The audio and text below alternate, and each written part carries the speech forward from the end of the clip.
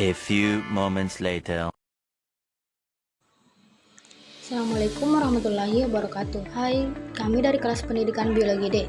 Di sini kami akan membahas tentang struktur dari karbohidrat dengan anggota Rizky Diramadani dengan NIM 240107500136.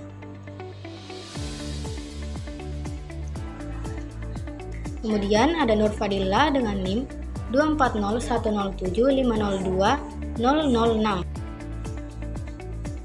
Baik, langsung saja kita masuk ke dalam materi karbohidrat. Di sini kita akan membahas yang pertama itu ada definisi dan klasifikasi dari karbohidrat. Definisi karbohidrat. Karbohidrat adalah biomolekul yang terdiri dari karbon yang disimbolkan dengan C, hidrogen yang disimbolkan dengan H, dan oksigen yang disimbolkan dengan O. Karbohidrat merupakan sumber energi utama bagi makhluk hidup dan berperan dalam berbagai proses biologis. Selanjutnya, klasifikasi karbohidrat.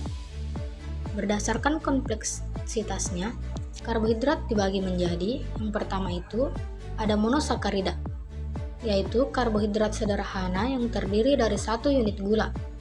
Kemudian yang kedua ada disakarida, yaitu dua monosakarida yang bergabung melalui ikatan glikosidik.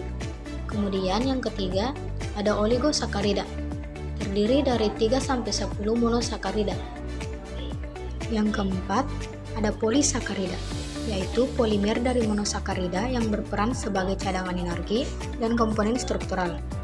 Selanjutnya yang kedua, struktur dan jenis-jenis dari karbohidrat. Bagian A, monosakarida. Monosakarida adalah unit dasar dari karbohidrat yang memiliki gugus karbonil, aldehida atau keton, dan beberapa gugus hidroksi. Berdasarkan jumlah atom karbonnya, monosakarida diklasifikasi sebagai yang pertama ada triosa, yaitu C3H6O3, gliseraldehida, dihidroksiaseton, kemudian ada tetrosa, C4H8O4, eritrosa, kemudian ada pentosa, C5H10O5 yang terdiri dari ribosa dan deoksiribosa. Kemudian ada heksosa, C6H12O6 yang terdiri dari glukosa, fruktosa, dan galaktosa. Monosakarida dapat berbentuk rantai lurus atau cincin, siklis melalui reaksi intramolekuler yang membentuk struktur furanosa atau piranosa. Bagian B, disakarida, terbentuk dari dua monosakarida yang dihubungkan oleh ikatan glikosidik. Ada sukrosa yaitu glukosa tambah fruktosa menghasilkan gula tebu, kemudian laktosa yaitu glukosa tambah galaktosa menghasilkan gula susu, kemudian maltosa yaitu glukosa tambah glukosa menghasilkan produk pemecahan pati. Selanjutnya bagian C, oligosakarida. Oligosakarida terdiri dari 3-10 monosakarida dan sering ditemukan dalam glikoprotein dan glikolipid yang berperan dalam komunikasi sel. Selanjutnya bagian D, polisakarida. Yang pertama, polisakarida sebagai cadangan energi, yaitu pati cadangan energi tumbuhan, amilosa, dan amilopektin. Kemudian ada glikogen, yaitu cadangan energi dalam hewan dan manusia, terutama di hati dan otot. Kemudian yang kedua, struktural dalam polisakarida. Ada selulosa, yaitu penyusun dinding sel tumbuhan tidak dapat dicerna oleh manusia. Kemudian ada kitin, yaitu komponen eksoskeleton serangga dan dinding sel jamur. Selanjutnya yang ketiga, yaitu fungsi karbohidrat dalam tubuh. Yang pertama, sumber energi. Karbohidrat dipecah menjadi glukosa yang digunakan dalam respirasi seluler untuk menghasilkan ATP. Kemudian yang kedua, cadangan energi. Glukosa berlebih disimpan dalam bentuk glikogen di dalam hati dan di dalam otot. Selanjutnya yang ketiga, struktur dan komponen sel.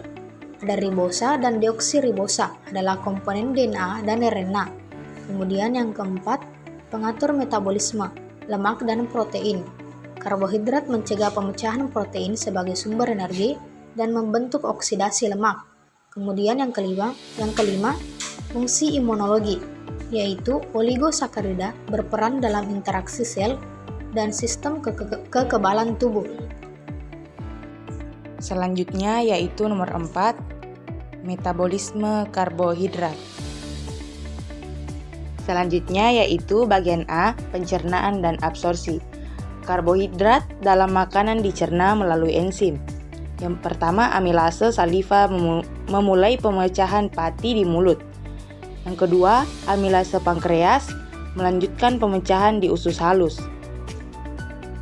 Selanjutnya yaitu disakaridase, yang terdiri dari maltase, laktase, dan sukrase, yang mengubah disakarida menjadi monosakarida. Monosakarida ini kemudian diserap oleh usus halus dan masuk ke dalam darah. B. Glikolisis atau jalur pemecahan glukosa. Glikolisis adalah proses pemecahan glukosa atau C6H12O6 menjadi 2 molekul asam pirofat yang menghasilkan ATP dan NADH. Selanjutnya, kita masuk pada bagian C, yaitu siklus Krebs dan fosforilasi oksidatif.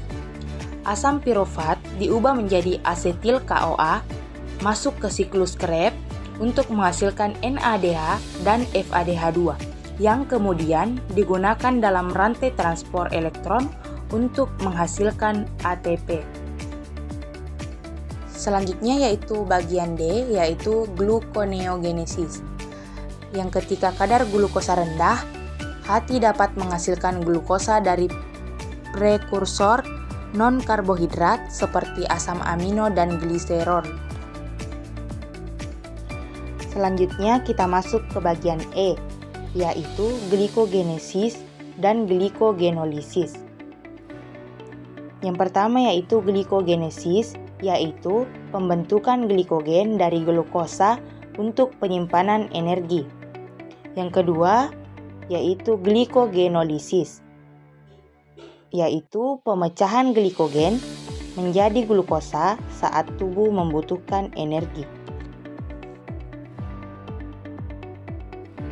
Selanjutnya yaitu kita masuk ke bagian F, yaitu regulasi gula darah. Adapun hormon utama yang mengatur kadar glukosa darah yaitu yang pertama itu insulin atau yang menurunkan gula darah. Yang kedua itu glukagon yang meningkatkan gula darah, dan yang ketiga itu epinefrin dan kortisol yang meningkatkan gula darah dalam situasi stres. Kita masuk ke bagian yang kelima yaitu sumber karbohidrat dalam makanan. Adapun contoh dari karbohidrat kompleks yaitu beras merah, gandum, ubi, kentang, dan kacang-kacangan. Selanjutnya yang kedua yaitu karbohidrat sederhana. Contohnya yaitu gula, madu, dan sirup jagung tinggi fruktosa. Yang ketiga itu serat makanan. Contohnya sayuran hijau, buah dengan kulitnya, dan biji-bijian utuh. Demikianlah materi yang kami sampaikan. Selanjutnya kita masuk ke bagian kesimpulan.